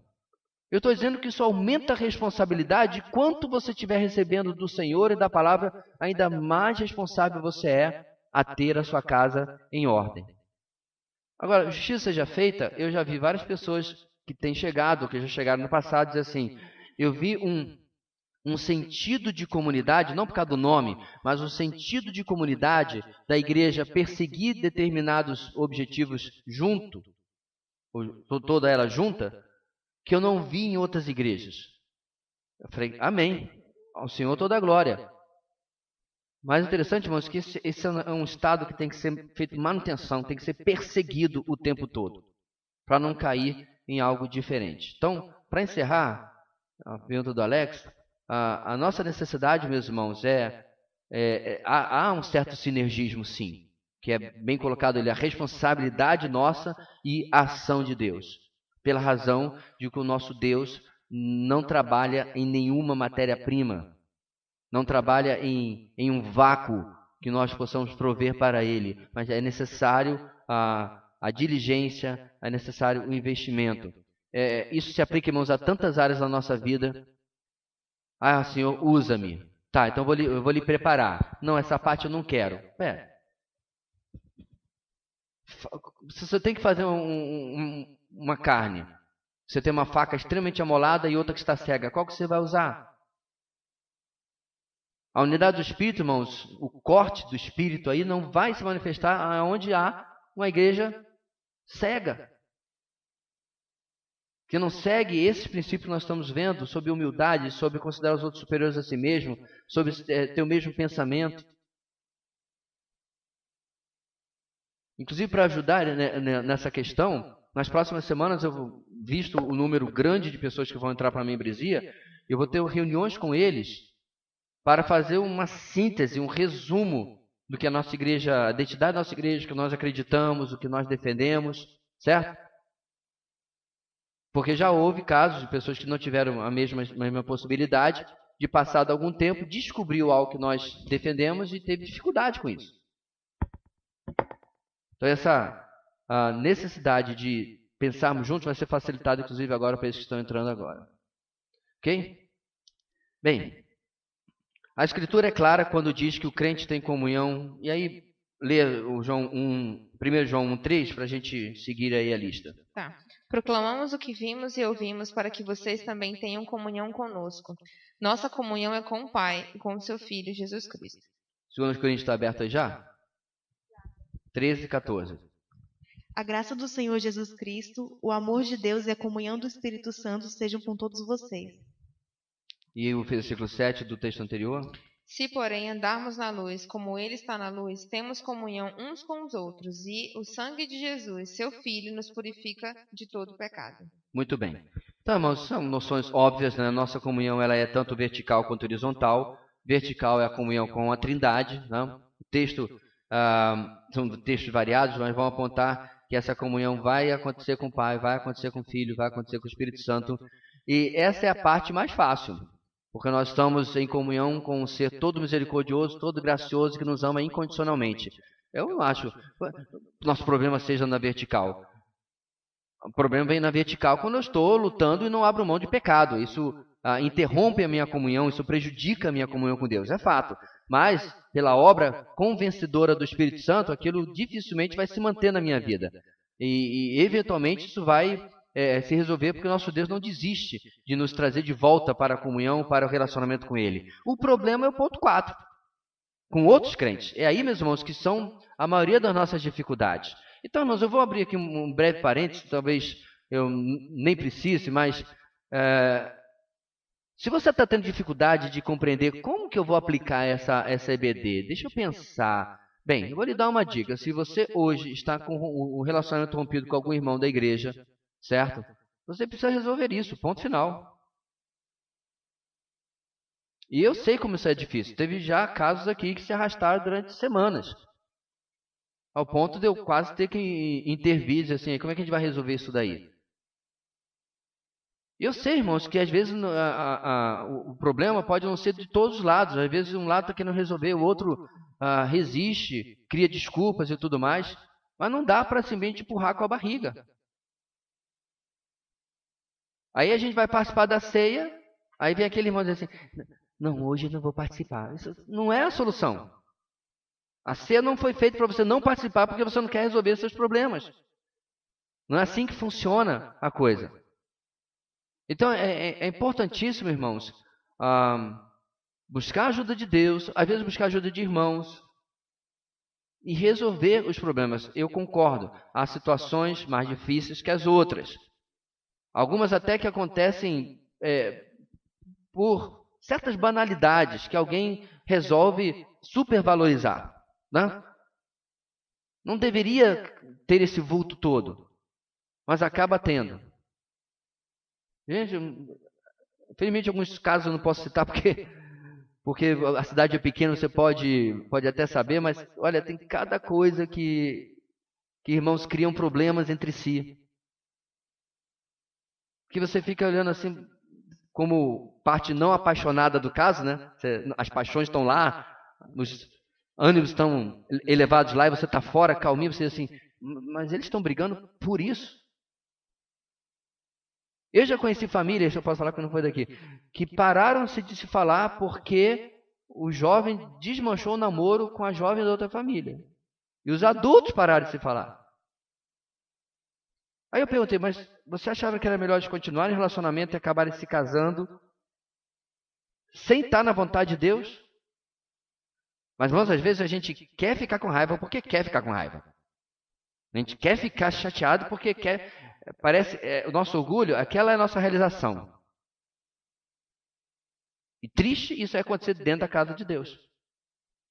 Aí tá lá, a família cá. Cumprimente os irmãos. Aí pula. Que não vai cumprimentar o irmão. Nesse caso tão bobo que eu falei, mas às vezes tem outras coisas mais sérias. Mas o fato é que esse ponto 4, irmãos, é o ponto onde nós vamos ter dificuldades. Em Corinto, o problema era a torcida organizada. Meu irmão, vai ter culto hoje. Quem vai falar Apolo? Não gosto dele. Eu sou de Paulo. Você sabe como é que era lá, né? Aí tinha o pessoal também que era de Pedro. Mas aí tinha o pessoal ainda mais metido. Eu sou de Jesus. Eu não sigo homens. Olha que nojinho que tem desse pessoal. Todo mundo segue homens, irmãos. Você não precisa idolatrar homens, mas você segue homens. Você nasce seguindo homens. Onde você vai, criança de 2 anos? Eu vou cuidar da minha vida, eu mando em mim. Ah, manda ficar. Quer por mal, quer por bem, vai seguir homens. Não tem para onde, irmão. Nós estamos sempre debaixo de autoridade de alguma maneira. Os lerdos lá nos Estados Unidos, neandertais, ficaram gritando durante o tempão. Not my president. Não é meu presidente. É. Está na lei. Não adianta. A sua presidente saudou a mandioca durante 4 anos. Engula.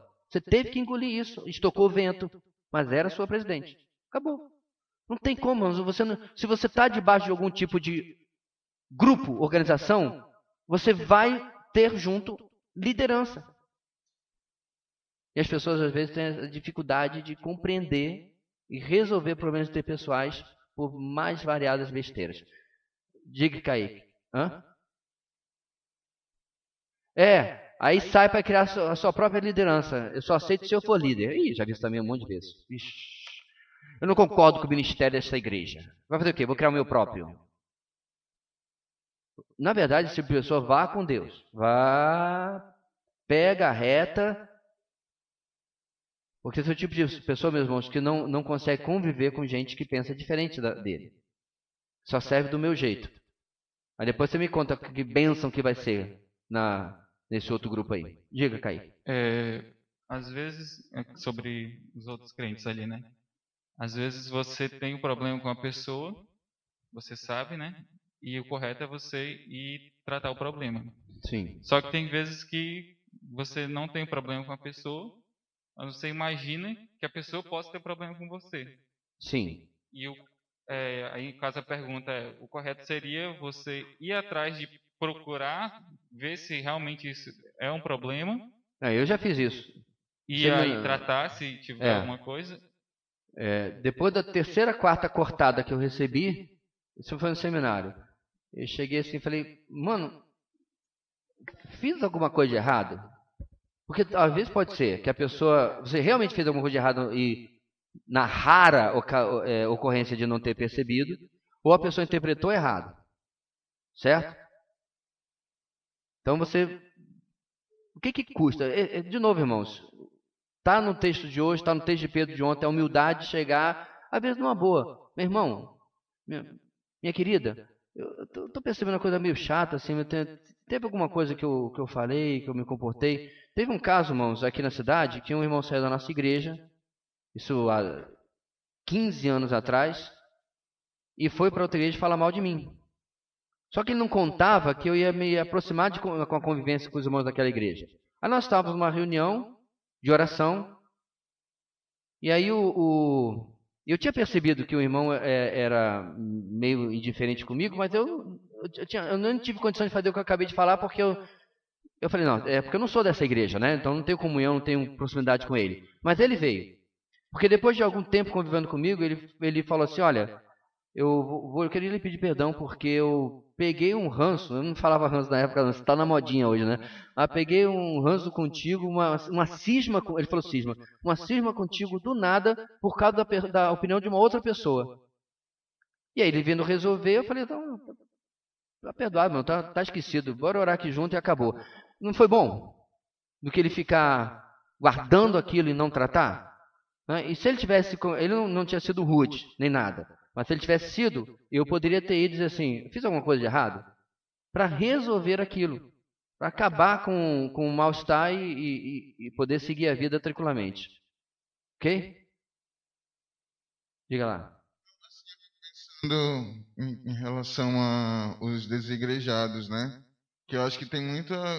Porque eu li um livro do Renato Vargas, eu não lembro agora o título, que falava um pouco sobre isso, assim, pessoas que saem feridas, mas assim elas não conseguem entender a dificuldade do relacionamento entre os cristãos e às vezes preferem viver fora da comunidade, mas acreditando que está tudo bem, elas podem ser a sua própria igreja.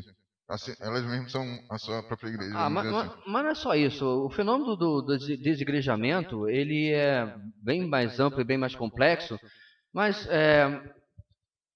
não tem mais nenhuma igreja na face da terra, só aquela. Todos os irmãos de todas as igrejas são corresponsáveis por aquilo que você experimentou naquela igreja. Então, sinceramente, irmãos, eu sou muito pouco complacente com esse tipo de atitude. E várias vezes já falei em rede social, não, você não está indo na igreja porque você não quer. E você está usando o comportamento de outros como desculpa.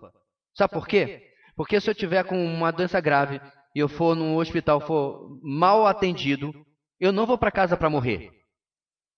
Eu vou em outro médico, eu vou em outro hospital. Correto ou não? Você já foi numa loja que você não foi bem atendido e você diz assim, aqui eu nunca mais volto. Mas você andou o resto da vida pelado? Não. Você comprou roupa em outro lugar. Aí você vai dizer que o camarada foi na igreja A, certo? Eu fui na igreja dos crentes, eu entrei e ninguém nem falou comigo. Aí eu pergunto sempre, quantas igrejas você foi? Eu fui no grande total de uma. Eu falei, não, você está usando como desculpa para não frequentar uma igreja, para não ouvir a palavra de Deus. Desse jeito, irmão, já falei várias vezes. Você não me conhece, eu falei assim, mas eu conheço outras igrejas. Eu falei para ele, inclusive você nunca foi na minha. Vá, e se você for tratado dessa maneira, reclame comigo. Na minha forma de dizer, né? Claro, a igreja do Senhor, a forma que a gente fala, a minha igreja, a minha casa, etc. Enfim. O ponto aqui, meus irmãos, é que esse fenômeno é de um monte de gente mimizenta, que quer só uma desculpa para não congregar. E detalhe, que tem uma grandíssima, altíssima, com L, alto, com U, justiça. Eu sou melhor que todo mundo. Quer ver outra pergunta? Aquela que eu falei há um tempo atrás. Né? Isso que você está exigindo dos outros, você fazia também? Não, mas na minha igreja, eu fui embora, está em casa, né? Não foi para outra. Porque eu fiquei doente, ninguém foi me visitar. Beleza. Quantos doentes na sua igreja você visitava nos outros 5 anos que você frequentou? Ninguém. Então deixe de hipocrisia. Como é que a gente pode exigir dos outros aquilo que eu não faço? O ponto aqui, meus irmãos, eu vou ser sincero. Se eu estivesse na igreja, no ministério, na vida cristã, por causa de crente, eu já estava em casa há muito tempo e fora do ministério. Eu costumo sempre brincar, meus irmãos, que a igreja do Senhor é igual à Arca de Noé. Pastor, que figura linda. Calma que eu não terminei. Se não fosse a tempestade lá fora, ninguém aguentava os fedor dentro. Porque, irmãos, o nosso padrão de cobrança é muito maior do que o do mundo. Jesus falou que a nossa justiça tinha que exceder a dos escribas e fariseus. Não é o mundo nos cobrando, nós temos que nos cobrar diferente. Eu volto para a palavra que a irmã colocou, a família dele vindo há 2, 3 semanas, e pouca gente indo e cumprimentando. Uma coisa que me entristece muito, meus irmãos, aqui na igreja, é quando chega assim, então, o irmão pergunta, né, como é que eu faço tal e tal coisa? Ah, você procura a irmã Sinfrônia. Aí a pessoa pergunta, quem é a irmã Sinfrônia? Nós somos 100 e poucas pessoas. 200 se contar todos os participantes, incluindo as crianças que ainda estão no ventre. Saia do seu conforto. Pare de falar com as mesmas pessoas. Obedeça quando no momento de intercessão eu peço, ore com alguém que você não tem relacionamento, não é do mesmo grupo de vida, não é da mesma patota. Irmãos, eu estou daqui de cima, eu fico vendo, fazem 80% o contrário do que é pedido. Tá, a jovenzinha orando com a jovenzinha, o jovenzinho orando com o jovenzinho, a coroinha com coroinha. Jesus da glória! Você perde a oportunidade de ouvir a vida do irmão. E o visitante? Então, meus irmãos, diante de tudo que nós temos recebido, muito mais nós temos que nos cobrar.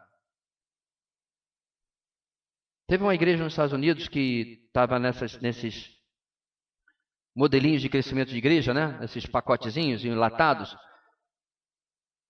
E o pastor reconheceu que o que havia trazido mudança na recepção da igreja para pessoas de fora era a visão que haviam adotado e não a palavra de Deus. Ele falou isso com tristeza.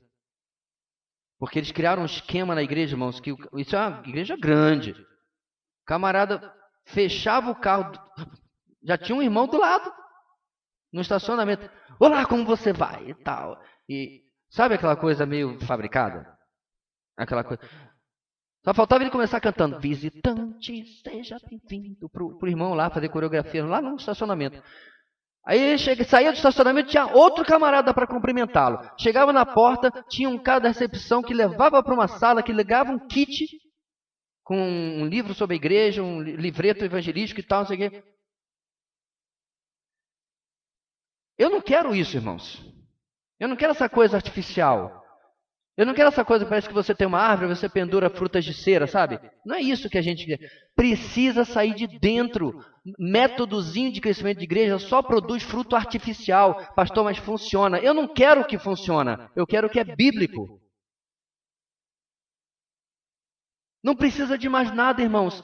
Amem uns aos outros. Sirvam uns aos outros. Considere os outros superiores a si mesmo. O que eu preciso mais? Eu preciso de um método, uma ferramentazinha, um métodozinho para fazer a gente viver a Bíblia? Alguma coisa está muito errada. Aí alguma coisa estaria muitíssimo errada. E só queria desculpa para desigrejado. Né? Teve um casal que me acompanhava nas redes sociais, são de outra igreja aqui, que passou exatamente por essa situação em que eu falei assim, mano, mas você sai da sua igreja porque você não está se sentindo acolhida. Acolha primeiro. Chame as pessoas para sua casa.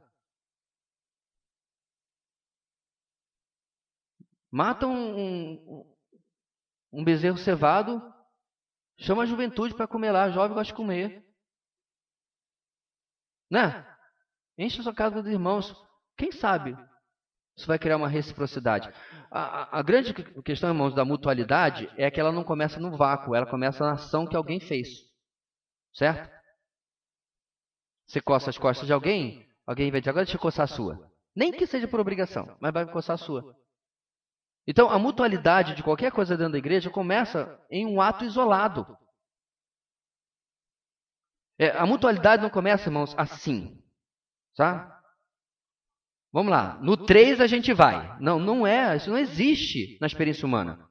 A mutualidade começa com um lado se inclina em direção ao outro. Às vezes não tem correspondência, é verdade. Às vezes isso aqui diz assim, não quero. Mas a mutualidade começa quando um lado inclina-se e o outro diz, agora é minha vez. Por que eu tenho sempre que esperar para o outro lado fazer? Por outro lado, se importar, visitar, e o que mais queira que seja. Se isso acontecesse, irmãos, em grande escala na nossa igreja, nem existiria movimento desigrejado. Tá? Porque não é nem um movimento legítimo em si.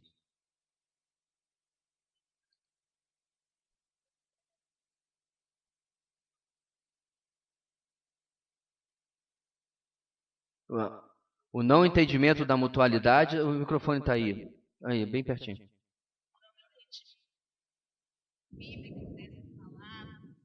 Vendo aqui Efésios, diz assim, né? Como prisioneiros do Senhor, rogo-lhes que vivam da maneira digna, né? Essa maneira digna é salvação, né? Você Sim. conheceu Cristo, agora você passa a viver essa realidade de maneira digna dessa vocação, né? Então, aí ele começa a falar todos os demais comportamentos, né? Então, eu estava pensando, quando você estava falando mutualidade, porque o meu padrão de mutualidade pode estar em mim. E quando ele está desassociado dessas verdades que está nesse contexto aqui da unidade do corpo de Cristo, que parte da conversão, né, como diz aqui, e aí isso me aprisiona nele. Então, fora dessa realidade, eu penso que talvez é aí que os problemas realmente começam a se multiplicar e ser uma realidade na igreja difícil de viver por causa que o padrão se tornou outro. Começou em mim e não aonde deveria estar. O padrão, irmãos, Pedro acerta na mosca quando ele quer falar sobre alguma coisa tão difícil como a primeira carta de Pedro trata. Quando alguém ia começar, mais, olha para Cristo. Aí acabou. Como diz a nossa irmã Terezinha, que inclusive me ligou essa semana, mais sofreu Jesus. Está muito difícil, mais sofreu Jesus. Acabou o argumento. Vou falar o quê? Da mesma maneira, meus irmãos, se ele é o nosso padrão absoluto, eu não vou, claro, eu entendo, perfeição dele eu não vou viver. Mas se eu não estou lá, eu tenho que parar de reclamar. Porque provavelmente eu estou baseando em um padrão errado, padrão próprio, e não um padrão de Cristo que está tão claro na palavra. Ok? Para terminar, meus irmãos, nós vamos só o final desse slide. Passa aí, meu filho.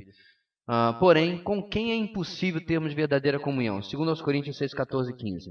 Não se ponham em julgo desigual com descrentes, pois o que tem em comum a justiça e a maldade? Ou que comunhão pode ter a luz com as trevas? Que harmonia entre Cristo e Belial? Que há de comum entre o crente e o descrente? Eu falei esses dias, meus irmãos, e eu não sei se todo mundo concordou. Eu nunca consegui compreender um irmão que chega e diz assim: pastor, eu queria apresentar o meu melhor amigo. Ele é ateu, mas é meu amigo. Então, assim, ele pode ser um amigo, pode ser um bom amigo, certo? Mas eu não concordo que ele seja o seu melhor amigo. Você pode virar para o seu amigo ateu e dizer assim: estou passando por uma luta grande, você pode orar comigo? Não. Você pode virar para ele e dizer assim: você pode me aconselhar biblicamente sobre tal e tal coisa? Não, porque ele não acredita nessas coisas, né? Ateu ou descrente, tanto faz. O meu ponto aqui, meus irmãos, é que o julgo desigual ele se aplica a muito mais áreas na nossa vida do que nós podemos pensar. É óbvio que uma área muito óbvia é a questão de relacionamento amoroso, né? Que infelizmente é tão desrespeitado no meio evangélico. O famoso namoro missionário virou história de amor. Outro dia eu vi um vídeo num aplicativo no celular, a menina falou que ela era dançarina gravava vídeo de funk, né? Já começou mal, mas gravava vídeo no YouTube, tinha canal, não sei o que e tal. E aí ela contratou um cara que fazia vídeos, né, para ajudá-la. E esse cara era evangélico. Aí ele praticou o namoro missionário, a convidou para ir à igreja. Só que as fotos deles assim na igreja já são tanto mais já próximas, né? Ele já estava jogando a isca, né? Tava tudo ali já preparado. E aí no vídeo ela diz que se converte, agora ela só dança para Jesus e tal, né? Quase que eu comentei assim: dança João 3,16 aí para mim, por favor, para ver como é que evangeliza. O ponto aqui, meus irmãos, é que vamos supor até que deu certo, que ela, apesar de mal orientada, seja uma irmã mesmo que se converteu. Isso é pragmatismo. Para cada exemplo desse que deu certo, eu tenho um monte de exemplos acumulados na minha vida de irmãs que estão até hoje na igreja orando pelos maridos que não se converteram. Eu não estou me referindo, irmãos, pessoas que se convertem casadas, não é isso. Estou falando de gente que sendo cristão, sendo crente, insistiu em casar com descrente. E agora está pagando o preço, né, a consequência daquilo que plantou. Então, essa é uma área, para mim, obviamente, clara. Mas eu também estendo a amizades, eu estendo até certo ponto, a sociedades. Muito complicado você ter sociedade com uma pessoa que não tem padrões cristãos. Como é que você vai decidir as coisas da empresa? Das duas, uma, ou você vai se comprometer, ou ele vai se comprometer, não sei, acho que não é a palavra certa, não é comprometer não, abrir mão. Ou você vai abrir mão, ou ele vai abrir mão, ou a sociedade vai acabar. Alguém vai abrir mão de seus princípios, ou vai acabar. E é um grande problema. Então, meus irmãos, com quem é impossível termos verdadeira comunhão? Com quem não tem o mesmo Senhor. Tá? Há todo esse discurso politicamente correto, né, em relação ao mundo, mas deixa eu explicar por que é politicamente correto. Teve uma vez uma publicação que eu coloquei referindo-se aos não cristãos como ímpios, e a pessoa reclamou. Eu falei, mas é como a Bíblia chama? Justos, ímpios, crentes, descrentes. Falei nada diferente do que a Bíblia já fala. Mas nós temos que ter sensibilidade com as pessoas. Esse pessoal progressista triste. Eu falei, estou sendo sensível. Estou falando a verdade porque eu não quero que ela seja uma pessoa enganada. Mas não está satisfeito, querido? Pode pular fora do post, não tem problema nenhum. Segue a vida. Deixa o meu post aqui e pode seguir a sua vida, chamando os outros de queridinho, sei lá o quê, né? Amorzinho de Jesus, florzinha, quando não é. A palavra de Deus fala claramente o que eles são. Isso não é discurso de ódio, esse é o grande problema de hoje. Você falar a verdade é discurso de ódio. Tudo é discurso de ódio, né? E a Bíblia fala claramente, meus irmãos, que não tem como ter comunhão. Veja bem, quer ver como é mais fácil você compreender isso? Volta alguns anos, para alguns não são tantos anos assim, volta quando você não conhecia o Senhor. Pega aquela pessoa e traz para o seu relacionamento hoje. É claro que isso não é o mesmo para todo mundo, irmãos. Tem gente que não era, vamos chamar assim, tão ruim assim, né? Mas em muitos casos, são pessoas que realmente estavam muito longe do Senhor. E que por isso, não experimentaram na sua vida nem uma transformação social, e eram pessoas desagradáveis. Nós éramos assim. Paulo fala, tais eram vocês, e fala uma série de pecados. Você queria ser melhor amigo daquela pessoa? Você queria ser melhor amigo da sua pessoa antes de Cristo? Meio difícil, né? Porque não há comunhão, ok? Isso não significa que não possa haver algum tipo de relacionamento. Isso não significa que não possa haver, até certo ponto, boa convivência, né? Amizade. Não é isso. Não é isso que eu estou falando. Nós estamos falando de algo muito maior do que apenas uma convivência, ok? Bem, só para vocês darem uma olhada, irmãos, o ponto C vai falar sobre comunhão envolve servirmos aos outros crentes. Então, já sabe que não é na próxima semana vamos receber o nosso preletor. Sabe que na continuação nós vamos continuar batendo na mesma tecla, né? Amém? Vamos orar. Deus querido, muito obrigado pela manhã de hoje, pela tua palavra, que mais uma vez em um estudo resumido, mas que abre tantas oportunidades para aplicações e confrontações na nossa vida. Abençoa, Deus, o resto do nosso dia, abençoa, Deus, o nosso culto desta noite.